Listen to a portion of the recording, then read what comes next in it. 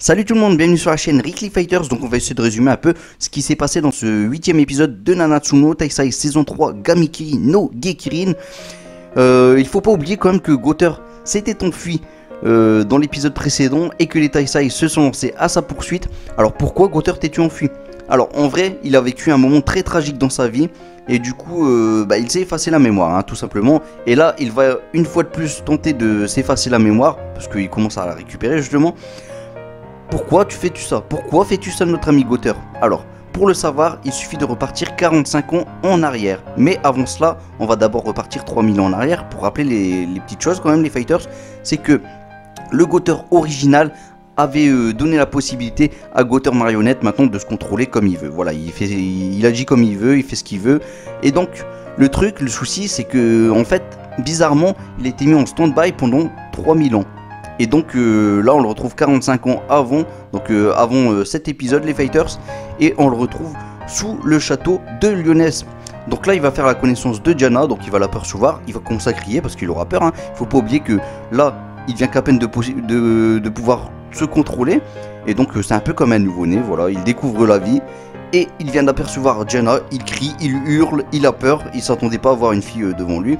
Diana pareil, elle s'entendait même pas à voir Gother là dans cette petite grotte sous le château de Lyonesse. Donc les deux ils ont tous les deux peur. Et donc Gother lui il va voir ce que c'est une fille, donc il va pas hésiter, il va mettre son petit doigt sur la poitrine de Diana. Et donc il va voir vraiment ce que c'est une fille. Alors il faut savoir une chose les fighters, c'est que cet endroit en vrai c'était anciennement une partie de la forêt des fées. Parce que certainement qu'avant elle était bien plus vaste. Et c'était là où il y avait justement le QG des déesses et des archanges. Bon, et Nadia remonte à la surface, mais dit à Gother quand même qu'elle reviendra prochainement. Donc voilà, bien sûr qu'elle reviendra. Alors en remontant, elle croise le roi Bartra, qui est tout jeune d'ailleurs, tout mignon. Et elle lui dit qu'il avait raison, parce qu'il avait eu des visions comme quoi elle allait voir un individu sous le château. Et c'est ce qui s'est passé. Bon, on retrouve ensuite Gother qui lui fait un petit périple dans cette petite cave sous le château. Donc là il s'aventure, il se promène et là il découvre qu'il y a le vrai Gother, le Gother original donc qui est là, qui est mort. Donc il est tout défraîchi et donc Gother ça lui fait quelque chose. Là il est là en train de pleurer. Ce qui est normal, surtout qu'il vient qu'à peine de se réveiller. Pour lui c'est comme si c'était hier qu'il le voyait encore son père. Donc là il est en train de pleurer et donc Nadia le rejoint, elle voit qu'il est tout tristouné, elle essaie de lui remonter le moral et donc pour lui remonter le moral elle n'a pas d'autre choix, elle lui sort un petit cadeau et donc elle lui sort son livre. Donc elle le donne à Gother qui le lit en quelques secondes. Bon et Nadia elle a quand même du mal à croire que Gother puisse avoir lu tout le livre en quelques secondes et Gother du coup lui il fait une petite critique concernant le livre et il fait un peu de magie en plus de tout ça puisqu'il laisse pousser ses cheveux en version dorée. Donc là Nadia elle est complètement sous le charme, elle est tout émerveillée et du coup Gother lui dit la vérité, il se confie, il dit que c'est une marionnette, qu'il a un cœur que lui a donné son père et donc il commence à ouvrir sa poitrine, il lui montre son cœur, c'est un pendentif, celui qu'on a vu d'ailleurs dans l'épisode précédent les fighters que le roi Bartra lui avait montré. Et Nadia elle s'attendait pas du tout à ça, il faut pas oublier en plus qu'elle a une maladie de cœur et donc elle tombe dans les vapes, elle tombe dans les pommes. Bon, on la retrouve en tout cas dans sa chambre, auprès d'elle il y a le roi Bartra, donc il lui dit qu'elle a de la chance parce qu'il y a quelqu'un qui l'a ramené. Bon, et là Nadia elle se confie, elle dit que la personne qu'elle a croisée sous le château, elle est complètement sous le charme, voilà, elle est séduite par cette personne, qui n'est pas une personne d'ailleurs, elle lui dit aussi que c'est une marionnette. Et donc on retrouve ensuite Gother qui en fait est la personne qui a ramené Nadia dans son lit. Bon, Gother s'est travesti carrément puisque là il est déguisé en servante. Et donc là il commence à foncer vers Nadia, il la prend dans ses bras, elle qui devient toute rouge d'ailleurs. En fait voilà, il est soulagé qu'elle ait en vie, tout simplement. Bon, et tant que Gother est habillé en servante, il a aucun souci à se faire, il peut se promener comme il veut. C'est ce que lui dit Bartra, il faut pas lui dire du fois, Du coup il en profite pour faire une petite danse avec Diana. Elle lui offre un petit cadeau, donc un petit vêtement, plutôt sympa, plutôt classe. Et donc il profite qu'il a le clair de lune, qu'il a un bel habit classe pour se faire une petite balade à dos de cheval avec bien entendu Diana. Donc il incarne le personnage qui était présent dans son conte de fées que lui avait fait lire justement Diana. Donc les cheveux jaunes dans le ciel, dans le vent.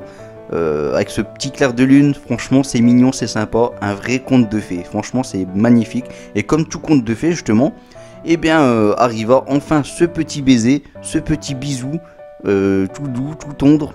Et donc voilà, ils sont tout mignons ces deux là, c'est magnifique. Enfin bon, les fighters, il faut arrêter là, on est dans Nanatsu no Taisai. Donc voilà, c'est pas un conte de fées. Non, c'est un manga. Et ben du coup vient enfin le moment dramatique, hélas, puisque ce qui devait arriver arriva. Voilà, la maladie rattrape notre amie Diana. Donc elle était tendrement contre les épaules de notre ami Gother. Voilà, elle était bien, elle était heureuse, mais ces derniers instants sont arrivés. Et ben du coup elle meurt. La maladie l'a rattrapée, hélas. Gother, il se sent mal. Il tente de pouvoir la ranimer. Il tente de lui donner son propre cœur pour pouvoir lui permettre de pouvoir vivre. Et ça ne fonctionne pas, ça ne fonctionne pas. Et d'ailleurs en criant, les soldats ont entendu Gother crier, ses larmes de tristesse, ils l'ont entendu. Donc ils ont débarqué, ils ont détruit la porte de sa chambre à Diana. Et ils ont vu Gother avec plein de sang partout, avec sa poitrine ouverte. Et ils ont directement cru que c'était Gother qui a tué, bien entendu, la sœur de Bartra, c'est-à-dire Diana. Bon, et le seigneur Denzel, qui est lui aussi le frère de Nadia, en veut énormément à celui qui est considéré comme le coupable du meurtre de Nadia, c'est-à-dire Gother. Du coup, Bartra, il lui dit que à ces derniers instants, et d'ailleurs même encore actuellement, Nadia, dans son lit de mort, elle souriait, et que donc ça prouve clairement que ces derniers instants, elle les a vécus avec beaucoup de bonheur. En tout cas, Gother, lui, il s'en veut réellement, il s'en veut énormément. Il n'a pas pu sauver celle qu'il aime. Du coup, il s'est effacé la mémoire. Mais la sentence pour son crime qu'il n'a pas commis, c'est le bûcher. Bon, revenons maintenant sur les instants du présent, les fighters. Puisque notre ami Gother tentait de s'effacer la mémoire. Alors, Diane, elle aperçoit ça, elle court et hop, elle saute avec un bon coup de pied. Elle fait décoller notre ami Gother. Donc, Gother, lui, il contre-attaque en lançant des petits rayons vers Diane. Donc elle esquive en utilisant sa petite danse. Alors d'ailleurs ces petits rayons que Gother lui a lancés, je pense que ça aurait pu effacer la mémoire de Gother. Il me semble que c'est écrit dans le manga. Enfin peu importe, peut-être que je dis une bêtise. Mais du coup Gother lui il n'était pas du niveau, puisqu'il remarque que Diane elle a 15 000 de puissance. Donc là il commence à fuir. Mais il tombe nez à nez avec King qui lui a 41 600 de puissance. Si je dis pas de bêtises, mais en tout cas il a plus de 40 000. Du coup il sait qu'il est pas du niveau, donc il fuit encore une fois, mais là Diane elle l'intercepte, elle l'attrape par les deux bras, elle essaye de le maîtriser, et là il y a Merlin qui arrive avec le pendentif que lui a donné le roi Bartra, donc le cœur, et donc elle lui dit clairement que dans ce cœur il n'y a aucune magie, et que donc c'est même pas un cœur, en fait c'est juste un pendentif, ni plus ni moins, et que donc Gother possède bel et bien un cœur dans sa poitrine, mais qui n'était pas cet objet, voilà tout simplement. Et du coup Diane, pour essayer de le convaincre, elle lui dit clairement que même s'il a souffert dans sa vie, il a quand même vécu des bons instants, des bons moments. Du coup Gother, il se rappelle de tout, et il se rappelle aussi de sa puissance. Et donc voilà, power up, c'est reparti, du Gother puissant, il est à niveau. Et l'épisode finit plutôt bien, parce qu'il y a des belles images, avec le trio Gother, King et Diane ensemble. Ensuite dans notre côté on voit Ban et Meludas, et d'un autre côté on voit Merlin et Scanor. Franchement avec le générique de fin Regeneration, voilà je l'ai mal dit, donc Regeneration, franchement ça fait super plaisir. D'ailleurs on n'a pas eu le droit au clip de fin avec Hawk qui se promène et Mama Hawk. Bon maintenant les fighters, je vais vous donner mon avis, ma critique concernant cet épisode, et puis ça va spoiler concernant le prochain épisode les fighters. Et oui, à mon maudit, ça risque d'être énorme. Bon les fighters, ne tournons pas autour du pot, qu'est-ce que j'ai pensé de cet épisode? Je vous le dis directement, j'ai kiffé, j'ai surkiffé. Maintenant je vais vous dire pourquoi. Bon déjà il y a le temps de vidéo qui était plus lent que d'habitude, puisqu'on n'a pas eu le clip de fin. On a eu droit au clip de fin quand même musicalement. Et ça c'était beau, on a eu plus d'images. Alors pourquoi ça m'a plu? C'est pas juste le fait qu'on a eu plus d'images, c'est que on nous a incorporé dans cet épisode le side story plus l'aventure principale. Et ça c'est beau, parce que j'espérais qu'on a toute l'histoire de Gother plus l'aventure principale avec Gother en un seul épisode, et c'est ce qu'on a eu. Voilà, on a eu l'histoire de Gother, On a eu le Gotheur qui récupère sa mémoire. On a eu le Gotheur qui récupère ses pouvoirs. Donc on a tout eu, voilà, on a tout eu sur Gotheur en un seul épisode. Voilà, c'est fait, c'est beau. Maintenant on peut passer à autre chose pour le prochain épisode. Et ça c'est génial. Et franchement d'ailleurs l'histoire du Gotheur, moi je kiffe. Franchement c'est un vrai conte de fées au départ qui finit très mal. Voilà, qui finit très mal. Donc franchement c'est une histoire vraiment très triste au final, hein. Bon, soit, mis à part que l'histoire était triste, d'ailleurs le scénario est top, hein. Donc voilà, l'épisode aussi il était top aussi pour ça.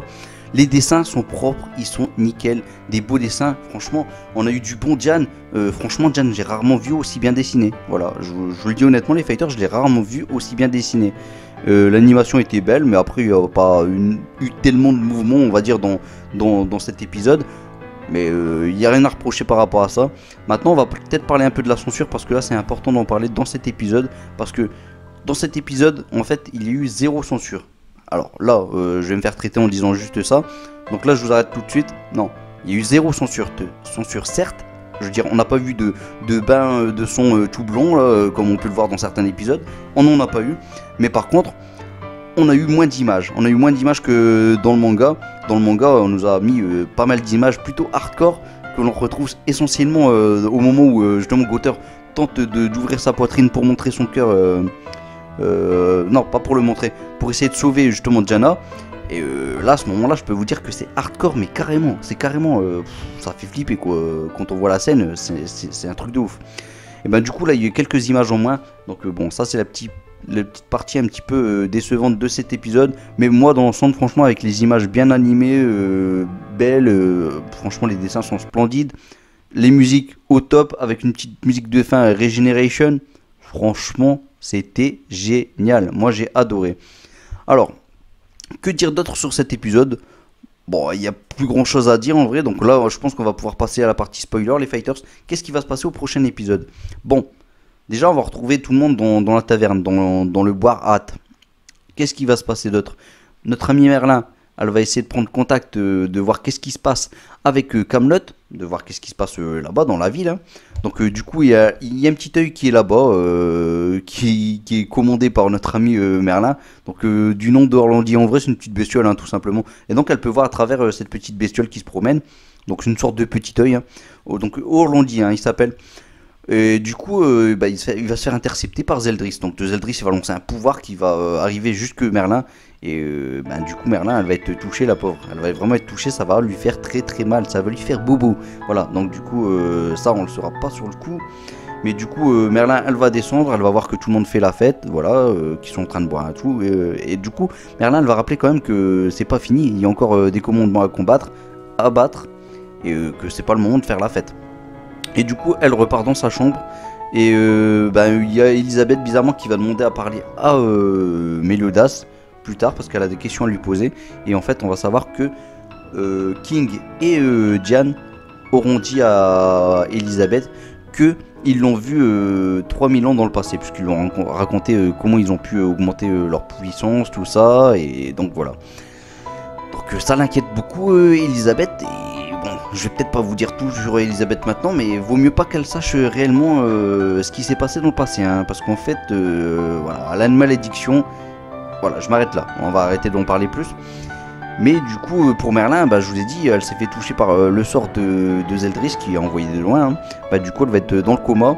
Et donc, Elisabeth, elle va tenter d'aider Merlin.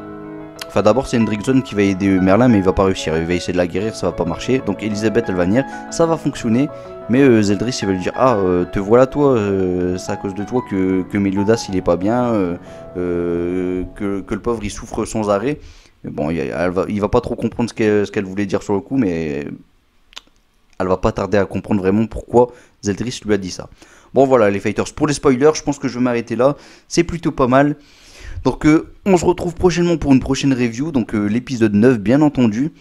J'espère que ça vous a plu cette vidéo, n'hésitez pas à liker si vous avez aimé, lâchez un petit commentaire, voilà, dites ce que vous avez pensé de l'épisode, dites ce que vous avez pensé des spoilers que je vous ai laissés, dites aussi votre critique concernant l'épisode.